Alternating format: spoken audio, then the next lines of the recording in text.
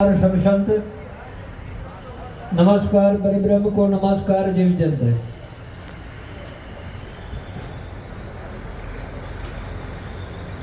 तो दोगावा नगर ने धने धराव पर परम पूज्य बापजीए सजनो तपस्या करी बापुए तो खाता ना जीव ही जागी जाए संत बीज पलटे नहीं जुग जाए जो अनंत ऊंच नीच गुण अवतरे पण रहे संत को ये नाथजी महाराज ने पूर्व जन्म की भक्ति थी कि मैं बिजनेस करा गया था और आवा कोई संतों ने एमने पर दृष्टि पड़ी અને ભારે લોગની જાગી ગયો घर बार माँ बाप कुटुंब परिवार तमाम सुखનો ત્યાગ કરી અને આ ધન્ય ધરાવ ઉપર ગુરુ મહારાજને શરણો લીધો મન વચન કર્મથી તન મન ધનથી ગુરુ આજ્ઞાનું પાલન અને એ બાપજીની તપસ્યાનું ફળ આ સજનો આપણે નજર સમક્ષ દેખાડી ગયા પત્રિકા વાંચી અહીંનો માહોલ દેખ્યો કે બાપજીના ભજનથી અને આ ગામના કંઈક પુણ્યથી દેવી દેવતાઓની કૃપાથી કેટલું પવિત્ર કાર્ય થઈ રહ્યું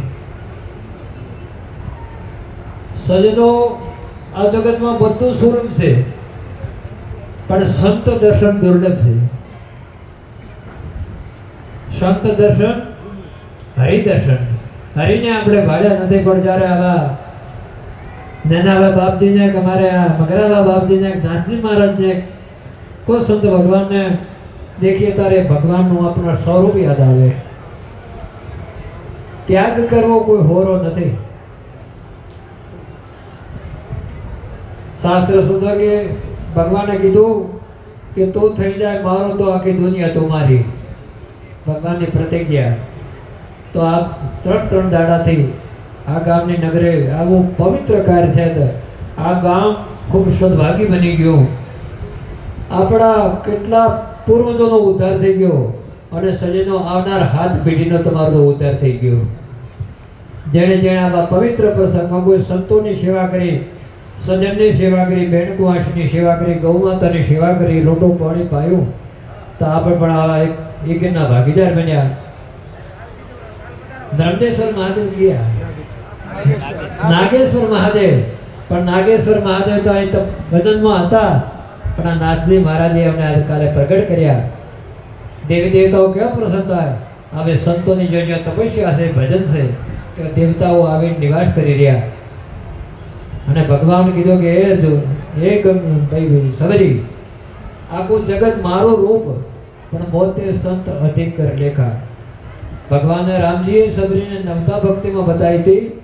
તો પ્રથમ ભક્તિ સંતન કર સંગા અને હાથવી ભક્તિમાં કે આખું જગત મારું રૂપ આ લાખોની મેદ નહીં બધામાં ભગવાન જ બેઠેલા પણ હે સબરી મોતે સંત અધિક કર લેખા મારા કરતો મારા સંતો મહાન છે તમે કાલે કુંભના મેળાનો માહોલ દેખ્યો છે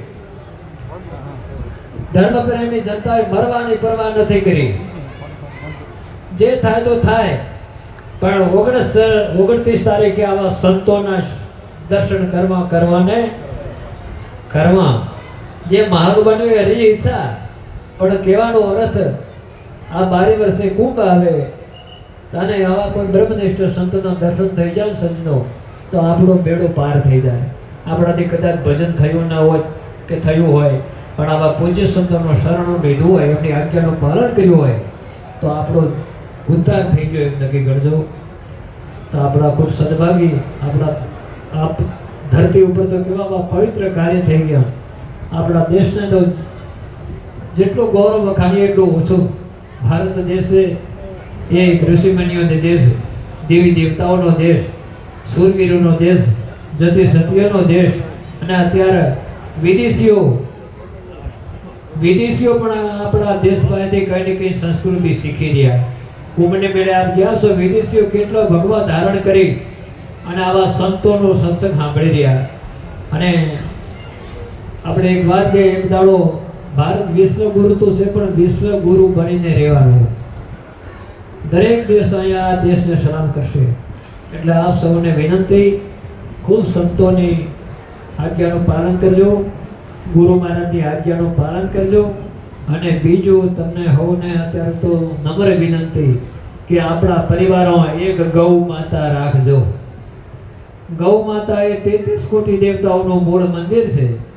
જ્યાં સંત રાજી હોય, કુમાસી રાજી હોય, ગૌ માતા રાજી હોય, ત્યાં દેવતાઓને બોલાવવા ન પડે, દેવતાઓ આવે ત્યાં નિવાસ કરી જાય. એટલે આપને મારી નમ્ર વિનંતી દરેક ભાઈઓને કે આપણા પરિવારમાં એક ગૌ માતાની સેવા કરજો. આપણે ઘરે બાપજી પધારો, તો આપણી વચ્ચે આવા હંસ વધારી રહ્યા, સ્વાગતમ પધારો. તો એક ગૌ માતાની સેવા, સંત બ્રાહ્મણની સેવા, બેન કુંવાસીની સેવા, દેવી દેવતાને આપણો ભલે ભજન નતા બેડો પાર. એટલે આજથી સંકલ્પ લઈ જાજો કે અમારે આગળ એ ગૌ માતાને આપણે રાખીએ, તીર્થનો તીર્થ માની એની સેવા કરીએ. તો એના જે આગળ ગાયનો વાસો હોય ને ત્યાં આદિ વ્યાધિ ઉપાધિ આવતી નથી. જ્યાં સંતોનું આગમન હોય ત્યાં આદિ વ્યાધિ ઉપાધિ આવતી નથી. તો જ્યારે જ્યારે આવા સંત મળે, સંત કોઈ લેવા નથી આવતા, પણ તમને નમ્ર વિનંતી, કદાચ ભગવો ભેગ દેખાય, ચાહે સીતારામ દેખાય, તો કમસે કમ બાપજી ઓમ નમો નારાયણ કે બાપજી જય સિયારામ કે ગુરુજી આદેશ આટલો શબ્દ તો આલો કરે રૂપિયો મતી દેજો. અને એ સંતની દ્રષ્ટિ જો તમારા ઉપર પડશે કરે ને કે આ કોનું બાળકને નમસ્કાર કરે, ત્યારે સમજો કે આપણા રોગોમાંથી પાપ નષ્ટ થઈ જાય છે. પણ સંત દેખીને અભૂટા મત દેવો, સંત દર્શન હરિ દર્શન. તો આ દુકાન નગર તો ધન્ય બની ગયું.